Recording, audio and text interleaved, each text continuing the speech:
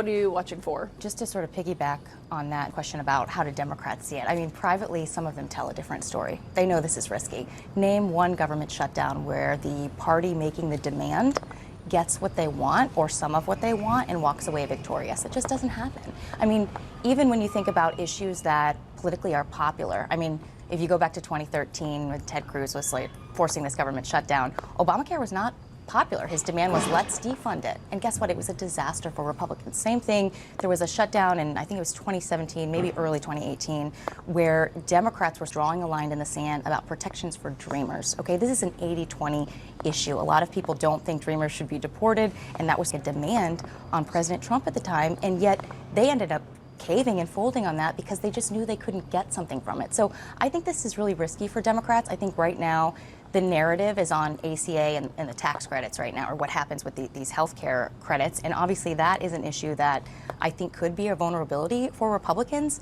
But after midnight, the narrative is going to shift, and it's going to be about the emergency happening right now, about troops not getting paid, trash piling up in national parks, people trying to get a hold of agencies and not being able to get help with services. And it's just going to really increase the pressure on Democrats. I mean, you already saw 3 of them vote against this today to keep the government open. We also have all new leadership, except for Senator Schumer. I mean, John Thune, Hakeem Jeffries, and Mike Johnson. This is the first time they've been in leadership positions with a government shutdown underway. Yeah, absolutely. It's a big test, I think, especially for GOP leaders. And you mentioned President Trump and how unpredictable he is. I mean, one of the big things I'm watching is, can Republicans keep this no negotiation stance they have right now? They're out there saying, look, we can talk about the ACA health credits, right? We can talk and negotiate about this, but not as part of this shutdown. You reopen the government first. Which was the Obama position. Right. Well, if you go back a few years ago, when President Trump shut down the government to try to fund his border wall, Nancy Pelosi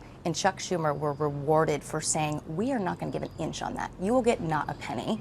And ultimately, 35 days later, he didn't get a penny, and he caved, and he took a huge hit in the polls from it. So look, Republican leaders want the president to keep that stance. They don't want him to negotiate with Democrats on this issue right now.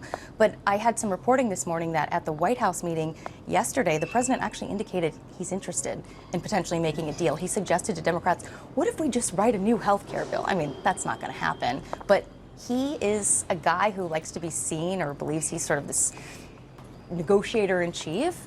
And he could be drawn to sort of make some sort of deal against what Republican leaders want him to do on Capitol Hill. So I'm really curious what the president actually does on this in the next couple days.